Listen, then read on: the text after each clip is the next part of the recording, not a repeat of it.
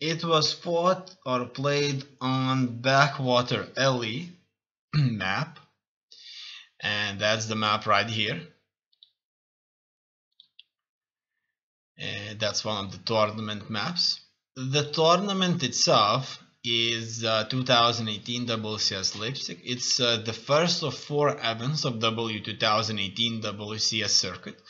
WCS circuits make up 2018 Starcraft 2 World Championship Series, and as you can see, the winners will be able to compete for the final prize right here. The payouts are 500,000 in total. So as you can see, Leipzig, Austin, Valencia, Montreal, the 4 tournaments on the circuit where Leipzig is, will pay 100,000. Challenger 4 times 10,000 per circuit region. Residency log, that means if you're European, you must be in the circuit. If you're not European, not American, not Australian, not Mongolian, not anybody else but Korean, you have to be in Korea GSL times 3. So a bunch of leagues and super tournaments, couple of times 2.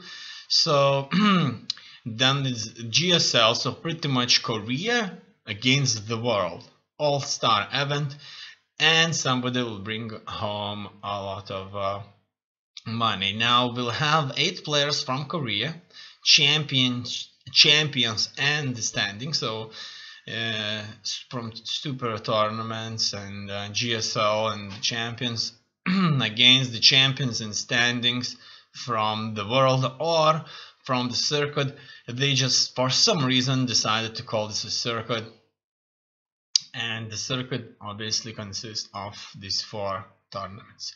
Then we have IEM Katowice, 250,000, and that's pretty much it. So Leipzig is one of the first 4, as you can see. Later on there's going to be more. These are the dates right here. The second one, WCS Austin, is on in a few months. Now it's February. So that's it for the final World Championship Series. Then we go back to Leipzig. Here you can find out more about the maps. The prize pool is $101,000. The first place takes go home $20,000. The second place takes home $10,000, and the third, 4th place takes $6,500. You can see here the winners of this cup. Furthermore, we see that the 5th and 8th place gets a hefty amount of $4,000. 9th and 16th place get $2,750. 17th, 24th, $1,225 each. And as you can see, there's quite a few. Oh, I think, or maybe they just kind of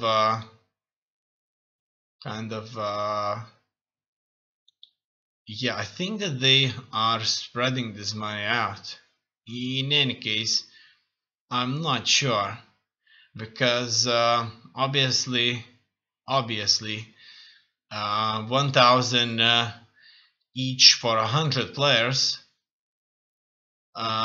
would be more than 100,000, right? And the total is 101,000. So I bet that they just somehow split this money, and they got like $100 each, or 10 bucks each, $100 each, yeah. So $100, 125, 125. Then that's probably even less. But I'm not sure exactly how this is worked out. However, I'm sure that they are just splitting. Oh, these are points. Oh yeah, now it's fine. So don't mind what I was saying previously. It looks like that's got me really confused. I thought these are spots, not points.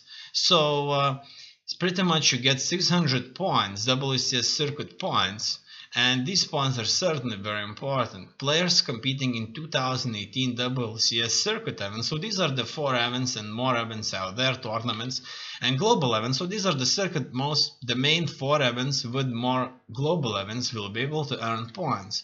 See the 2018 WCS article for description of way players qualify for WCS points. In here we can see who has the points, most of the points already they're available. So as you can see, for the first place he got 3,000 points right there, and there are a lot more players out there with additional points, so you can see just that. So you get these points specifically competing for a WCS championship, and it will show you how much the challengers events and the circuit events actually give you here. Now let's move on to the actual championship here and see the date. So this tournament itself goes ahead quite a bit in approximately middle year, so quite a few tournaments by June, July are already finished, and only a couple will be at the very start here, but later on it moves in quite a bit.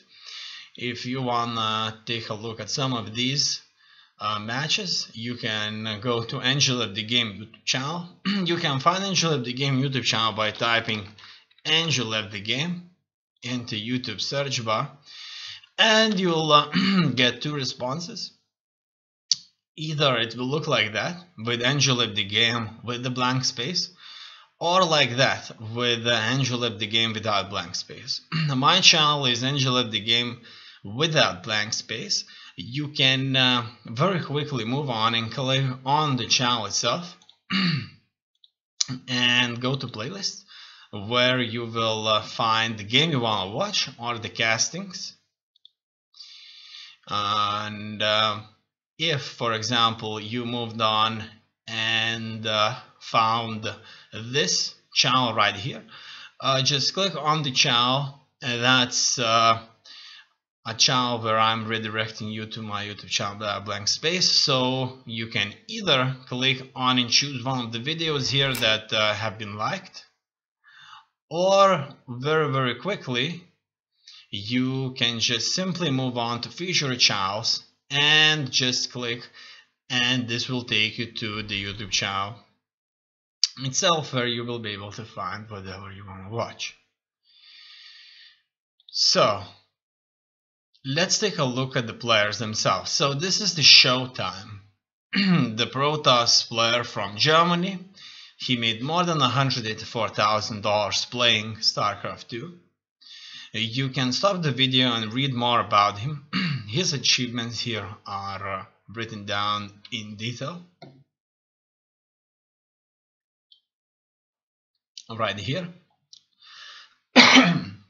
You can see what kind of tournament he played in and where did he won his biggest prizes in, and at the same time familiarize with him in Starcraft 2 setting, interviews, and him in the matches. His opponent is Zerg player Serral. He's from Finland. He made more than $132,000 playing Starcraft 2, and that's certainly a lot of money. Here you can already notice that this player is extremely experienced. He has won many tournaments, or was at least in the prize bracket. So these are the achievements he got by winning or being in the top places where he actually got paid, right? So this may not be the fullest, however, we are only certainly interested in the tournaments where he got paid. Now let's go to Starcraft 2 Championship Series Showtime against Serral odds, and as you can already notice, Serral has been the favorite with the odds of 1.67, and Showtime was the underdog with the odds of 2.23. If you were betting for Serral, certainly you have won 67% profit from this game. Now that we know about the players, about the tournament that the game has been into, so let's go to the match 3, Serral versus Showtime, Backwater LE. Showtime player's camera, and Showtime will start by hotKeying his locations, putting his Nexus on hotkey number 4, his probe on hotkey number 3, and will go and start walling himself off on the outskirts of second natural base. It looks like this time he decides not to go completely just south, because the fourth base south is just too far away, so he decides to queue up 2 bases in the south and 3 bases to the east. In total, that's giving him 5 bases from which he can gain his minerals and fight further. At this current time, in match 3, Serral has already won 2 times. That means Showtime is certainly losing. However, this is a final. That means just 2 losses won't make you a loser, and this is not a final match, so they will have to play up to 7 matches if Showtime manages to win. So let the games begin. Showtime decides to go in for a second quick natural. So as you can see, not Serral, Showtime decided to go for a second natural, and Serral decided to go for a second base.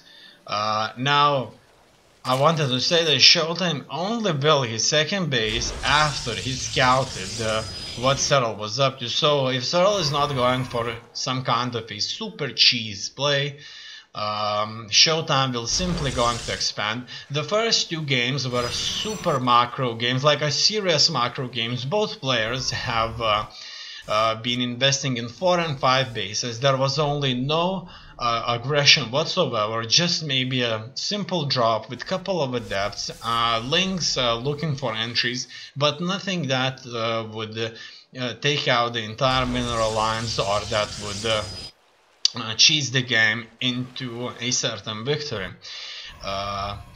Now in this game also there could be this super macro game. So what I was saying, the first 2 games started only after both players had at least 4 bases ready and were building troops in mass. We saw a relentless, never-ending attack from Serral.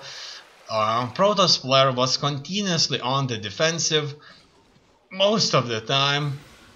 In the first game, Protoss was attacking, however, it didn't work out, and Serral has both games dominated this scene continuously. Now it looks like a scouting shade was sent onto the third base, and it looks like Serral has started himself a third base. As you already know, on this map, Backwater LE, there's a third base very secure for the starting race in the bottom right corner. That base right there is cut off from any kind of entry, so the only entry is here or the drop itself. We see that Protoss has decided to go for a Phoenix play here, a very standard play from the Protoss player, because the Zerg relies very heavily on units in the beginning of the game that do not hit air. Only Queen can hit air. Now, roaches and zerglings that are mostly available for zerg in the beginning cannot hit air units, and phoenixes, if played very well, or if the opponent countered this early by building himself some static defense such as spore crawler, or build himself additional queen there, it's going to be very devastating for the mineral lines, because those phoenixes are going to kill probes consistently and they can come back. As you can see here, there was no serious early aggression. It's 4 minutes 30. None of the players have cheesed and was using like cheese tactics to win the game, and it's just a super economic play. As you can see, Protoss player doesn't have money. Protoss player only has 3 adepts and 4 air units, and decided to go for a third base. So this is a very risky approach from the Protoss, because he just simply wouldn't be able to defend against super aggression. However, these phoenixes are scouting through, and they just simply cannot find Zerg player with an army that would just attack him. So obviously the Protoss is very happy about his choice of play here. Now, as you can see, the phoenixes did got hit by that spore crawler. However, the energy will certainly recover in a matter of a minute or so, and they will be able to go back just like that and gonna harass further. And now quite a few drones will be caught off guard, and this mineral line is attacked from various sides. So this is a super harassment, and that could be called a phoenix play, or a phoenix cheese from our Protoss player, where just simply too many units have been chosen to be phoenixes, and these are mostly relied on attacking and harassing mineral lines and overlords. Obviously this is a perfect play against the Zerg, because there may be many overlords around the map, and these overlords need to be found, and Zerg loses its ability to scout. Now if you look at the creep, you will see that Serral is making himself a bridge into Showtime's side of the map. Creep for a Zerg player is very important, because unit speed for Zerg is increased. That means Zerg units can surround Protoss units, in this case, very easily, very quickly, and some of the units such as Zerglings are relied upon surrounding, and such as roaches and hydralisks will spread out in a shooting position very quickly. Furthermore, the units from the main base will be much faster on creep, and you will be able to get onto the Showtime side. Now, as you can see, Showtime already killed off numerous Zerg units, and it looks like that's really bad. 17 units already died, and most of these are simply drones. It looks like Serral is going to be very much behind in this game. Serral decided to go for a Colossus play, a play that was not necessarily used previously. If you could take a look here, you'll see that Showtime is queuing up his gateways on number 6, his Phoenix on number 5, his Nexus for all that Homo boost on number 4. He has one probe queued up on number 3, and his army on number 2. Now we can take a look at the Phoenixes here and move on further. Watch this match. It seems that Serral is not attacking. These players have chosen to play a very economy focused style once again. Very surprisingly enough, none of these players decided to cheese. However, let's not forget that both of these players are in the top final, so not surprisingly their play style has been the dominant victorious play style here.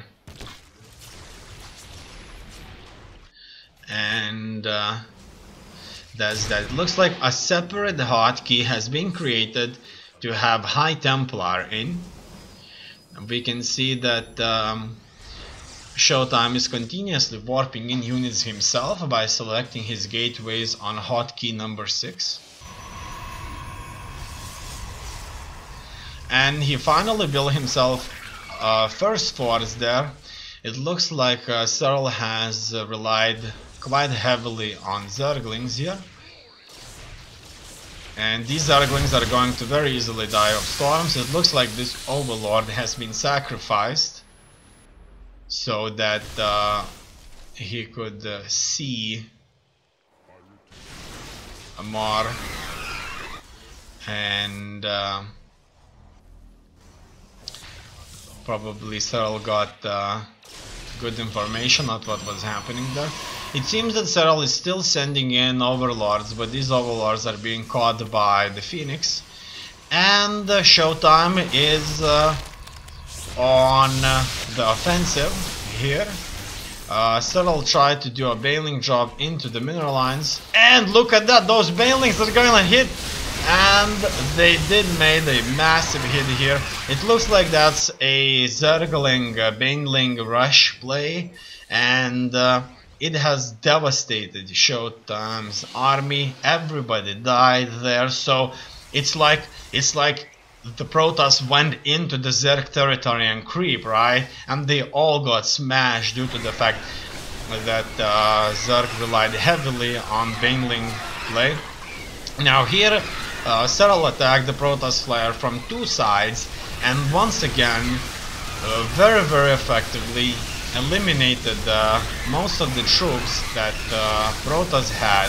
However, the Protoss had air units, and these air units such as Void Rays have very effectively fought off all those Zerglings and Roaches and Ravagers who would not be able to take out air units. As you know, Ravager can shoot, but it must hit that air unit. So when Ravager shoots, the opposing player has time to react until the projectile hits the location, and those Ravagers certainly were too few to kill off a Void Ray, 3 Void Rays, 2 Void Rays that can consistently move around and avoid any kind of fire. Protoss player consistently relies on High Templar play for those storms, and now certainly Baneling, Zergling play versus many High Templars and Colossus, Void Rays is not going to work. It will be devastating for the Zerg player. This force right here is perfect against Baneling, Zergling attacks, because the storms are going to kill off any Zergling mass subs very quickly, and Void Rays will just pick away any units the Protoss player wishes to snipe. Now that the mothership has finished, more Zealots have been made, and Zealot High Templar Void Ray mothership force is in effect. The seller decided to go for a heavy Ultralisk unit, and as I told you before, Zergling Baneling push is going to be devastating against the Storms and Void Rays. It looks like Serral has found an opening here, moves in with massive number of Ultralisks and attacks with Ultralisks the forces that Protoss player had, and with Zerglings the mineral line. He built many Ravagers.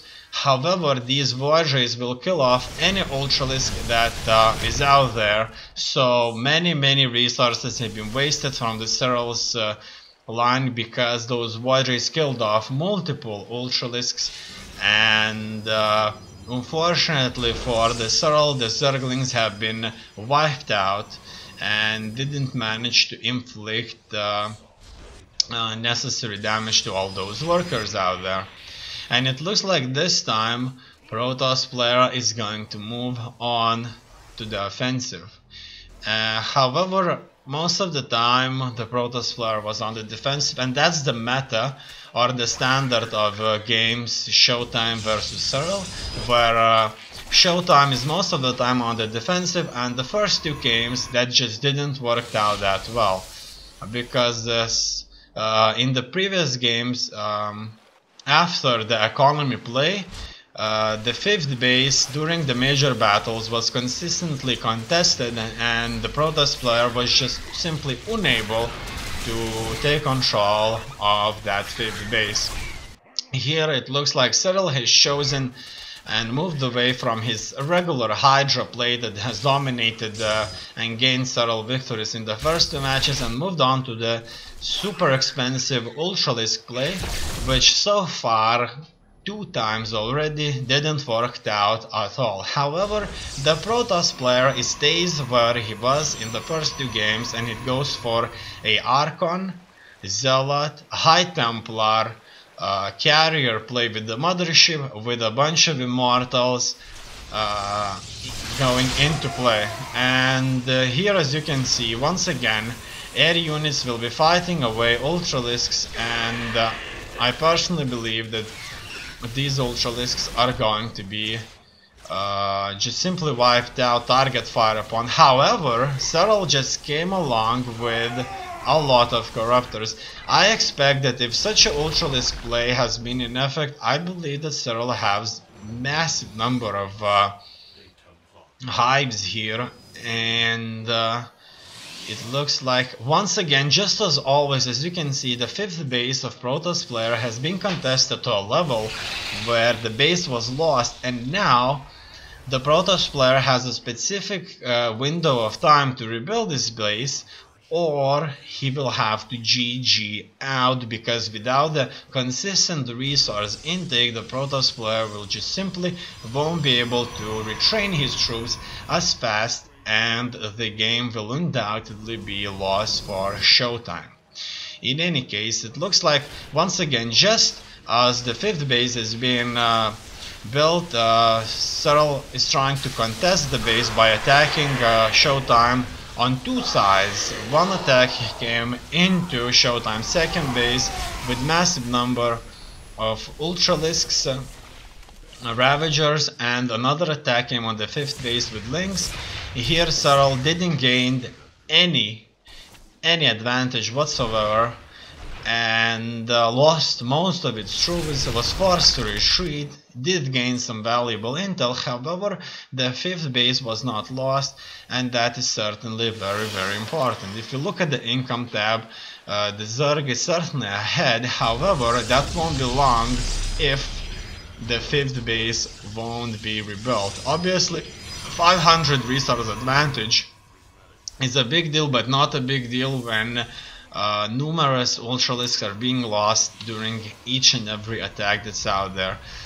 These Ultralisks are being just simply wiped out by numerous air units. However, the only thing Serral needs to do in this game is to deny Protoss the ability to hold on the 5th base. So it's a certain game. I would say that this isn't the game for victory, but this is the game for the 5th base. If only Serral could deny Protoss the 5th base, it's all over. And I think that this is exactly what's going to happen here. Massive pushes coming into the second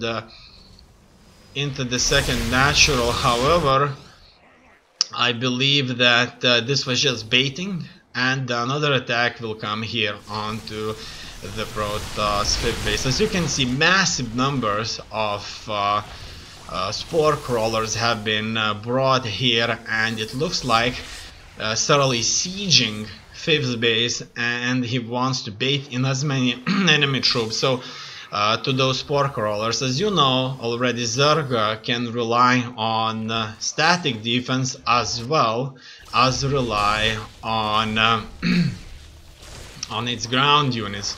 The static defense, such as spine crawlers and spore crawlers, won't have a hard time changing their location, and for as long as they're on creep, they will certainly be alive and won't take any damage.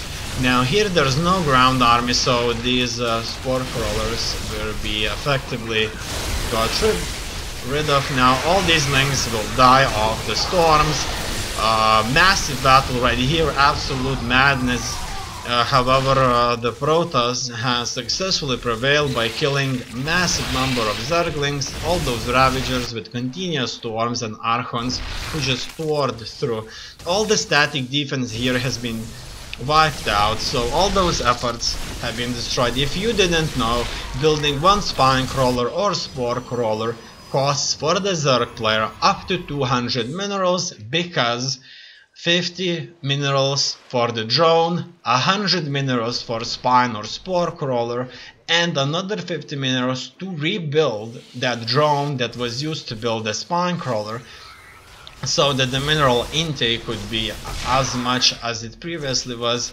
So these Spine Crawlers have been certainly very devastating for Serral's economy, because one of these will certainly cost approximately 200, and more than 10, I guess so, had been destroyed. So the hit was approximately 2000 resources and a lot of hard work of building them, moving them, rebuilding the drones, building drones. In any case, so far so good. Serral was unable to do much about it. As you can see, the 5th base is not only protected and in place, but the 6th base is built.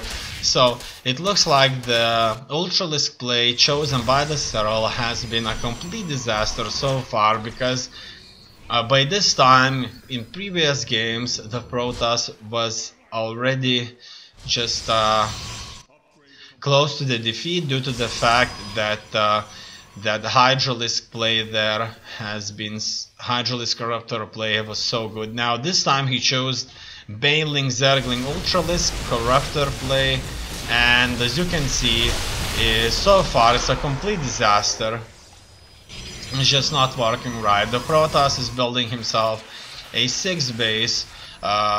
With all those Corruptors, the Zerg will try to snipe Nexuses, so once again the Zerg is trying to take out those bases. However, I would advise the Zerg to move on to this base right here and try to snipe it. However, no surprise why he didn't choose. Obviously only 210 minerals were left here and no seriously important buildings whatsoever. In any case, more battles here are about to be fought, and those Archons there have been controlled by infestors, and that's why they were not able to clear out at least a few of those Ultralisks. In any case, Protoss is most of the time very strongly on the defensive. He wasn't attacking whatsoever, and Protoss is consistently on the defense, fighting those changelings, fighting occasional attacks. However, Serral is not mounting any all-ins. As you can see, Serral is happily attacking and fighting unprotected buildings. However, Serral is not engaging in a serious combat, and Protoss at this point transitioned to Immortal, High Templar, Archon, Void Ray, and this Zeppelin play, where the mothership is cloaking everybody, storms are making sure none of the links can be built, and the Hydralisks won't stay alive, and Immortals with Archons and Carriers will easily take care of whatever is left out there. Obviously that didn't work out at first, but in this game it seems that Serral has lost its momentum to attack Protoss' 5th base, and now Protoss not only secured this 5th base, it has 6th base that needs to be contested. However, I wouldn't be surprised if Zerg has already taken all the other bases out there. No, it seems that the top right corner base is still here, and it seems that this base will be taken. At this point in time, right here, No doubts about it. All the bases in the map have been taken. So we are moving to the final stage of the game, where each and every battle costs a fortune and no more minerals can be taken away. So everything that's being mined or under control is what it's going to be. So this is really important. These kind of couple of thousand resource nexuses are certainly very important, shouldn't be lost, and it looks like Zerg will try to snipe away anything out there that is of value. It seems that Zerg player wasn't microing that area, and those zealots have successfully killed off that hive. I would say that Serral played very well the Hydralisk play, and it doesn't really play that well Ultralisk play.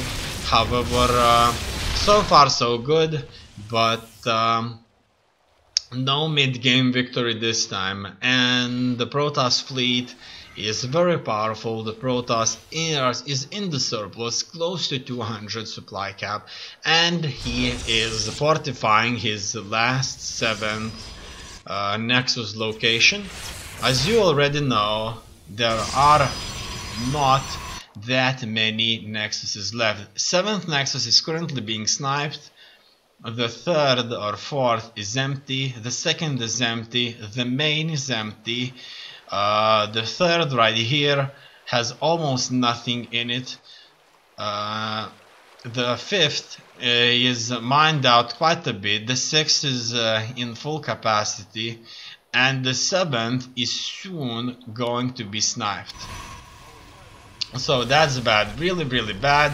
Those Archons would do devastating damage. However, the Corruptors were able to snipe and get away. Now the Protoss player is forced to rebuild. He has enough resources, but certainly he doesn't have the time, because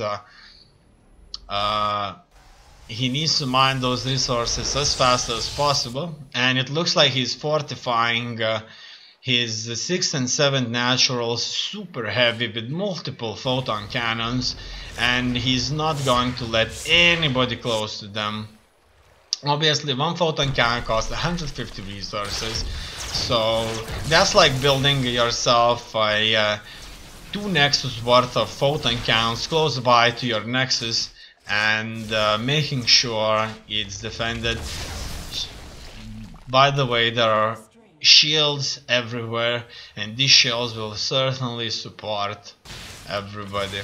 Now it seems that at this point in time the Protoss player Showtime will be moving out with nearly 200 supply caps. Serral Zerg player has 200 supply cap already, and the Protoss was just clearing out the creep. Now we know that this is a super late game where all bases have been taken, and only 3 for the Protoss can actually be mined. Out of these 3, 2 can be mined at near or full capacity. However, they are not being mined at full capacity, as you have already noticed. At this point, both players are trying to get rid of their workers.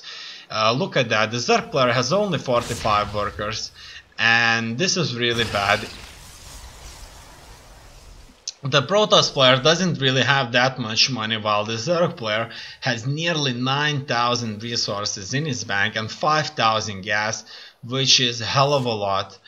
And here, if the Protoss player loses his fleet, it's going to be all over.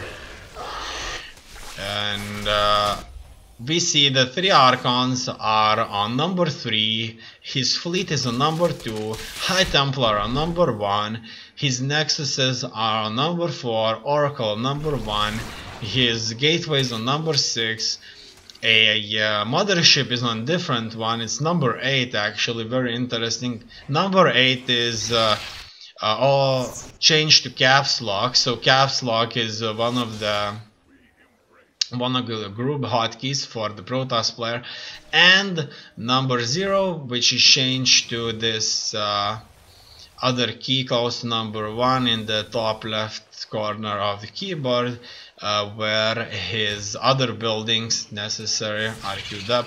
It seems that the Protoss player has been keeping his fleet close to his 6th, 7th and 5th base, leaving his main uncontested, which pretty much means that Serral can with relative ease just simply pour into a opponent's base and take out all those buildings that would otherwise be there to rebuild. Now Serral is investing very heavily into spawn crawlers, so that's one of the good reasons why creep should spread away, not only for the units to go very quick or to move quicker so that they could get in a shooting position much quicker than the opponent, but also so that all that static defense from Zerg naturals or newly built would be placed, for example, at the middle of the map. So at any point the Protoss player would have to face it not with its fleet but with its ground units necessarily to win. Okay, it looks like there's a lot of harassment efforts, and it seems like that's the final push right here. Massive number of infestors would probably try and take away all those carriers and void rays, and ultralisks will be the ones fighting for the ground. So all those carriers and void rays that currently are being held by the Protoss player Showtime are going to be taken away and controlled by infestors for 11 seconds, and in that time the Protoss player will be unable to use its full force, and that will certainly happen if the Zerg player has an observer or the mothership is dead. Obviously with the mothership all the Protoss units would be cloaked and Protoss wouldn't have a problem dealing with all those Zerg units. Here we see a massive corruptor fleet there, and it seems that Showtime is cornered here in his fortress at the top right corner in between his two bases that are still mining. He's banking up with 3,000 resources. He does have enough money to build himself a force, however this would take a lot of time. And Serral, on the other hand, with all those hives out there, wouldn't have a problem rebuilding his army in a matter of minutes. He has 54 larvae available, and that's just enough hydralisks to make a final counterattack. Serral moved as many spore crawlers to opponent's 6th and 5th base as possible. It looks like he's trapping a Protoss player in with all these spore crawlers, as you can see. Obviously they can't do much against void rays, but it looks like those were just illusions because they were moved away, and this is what the Protoss player Fog of War map remembered, and it seems they were not there anymore. They were replaced onto the other side, so at some point the Protoss player thought that there were way more of these than there were actually, and he tried to push in, but as you can see Zerg won't allow that. Zerg will fight anything that the Protoss player has to throw at his static defense. Now many infested Terrans will be released from infestors, and this is going to be a push into the 6th base with everything that the Zerg player has, and many storms came, but these storms are killing infested Terrans who are not supply capped. It looks like with the infested Terrans the Zerg player will have a lot more supply, and this will be just enough to get rid of that very crucial 6th base. And now all these infestors are stealing away units. As you can see, it's pretty damn bad. Showtime is... oh, look at that, you see? Using Neural Parasite, The Zerg player has managed to take away 1, 2, 3, 4, 5, 6 units right here that belong to the Showtime, and this is simply too much. Right here, Nuclear Parasite, this unit is being controlled by an Infestor, Psionic Storm. Target is under the effects of Psionic Storm and will take massive damage while in this area of effect, so it looks like the Protoss player has been forced to attack its own units with the Psionic Storm. Not only that these units have been attacked by Psionic Storm, they are being attacked by a massive number of Corruptors. They're being reduced in number due to Neural Parasite, and as you can see, the forward units are suffering from fungal growth, and that is certainly terrible for this Protoss player here.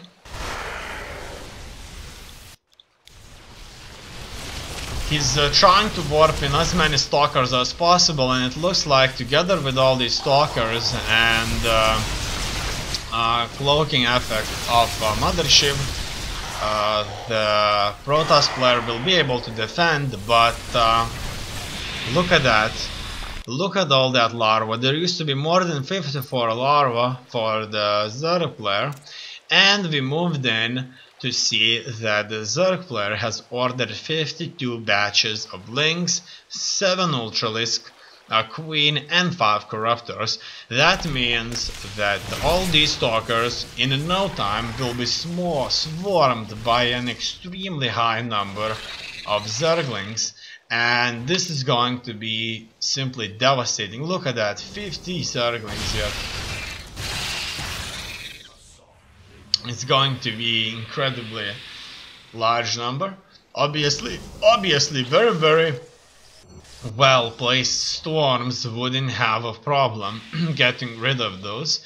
And even at this point, when money is a certainly high issue, the Protoss relies on extremely powerful and expensive units, and that's Archons. In the meantime, those Corruptors will go and attack the buildings in the Protoss main, so that means that even if Protoss would have an unlimited bank, it would have a very limited number of buildings to rely upon if those Corruptors tear through the main base. However, that's not the case. The gateways are spread all over the map.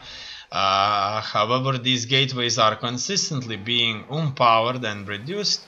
As you can see, the 5th base is currently attacked. Protoss is cornered in, and he mostly relies on Archons, and he decides to just simply defend himself.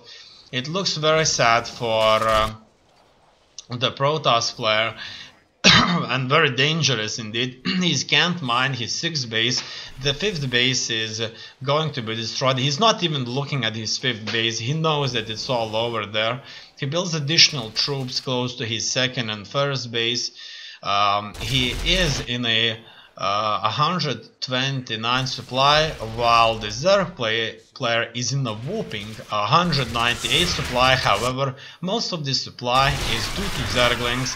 Zerglings that can be easily rid of, can be rid of by storms, and as you can see, most of them already died. 54 Zerglings reduced to just 14, but in the meantime 23 banelings have been made, so that's why the Zergling count moved so badly. Now, as you can see, the Protoss has relied on Archons, and in order to counter that, the Zerg player has decided to build himself Broodlords, and Broodlords will attack from distance, and due to that, all those Archons will simply lose their effectiveness and be consistently dealt with aggression. It looks like the Zerg player, Serral, decided not to move away his Broodlords into safety, and this is a final push. He has all the money in the world that he needs to rebuild everything and counter this once again, and it looks like it's all over for the Protoss.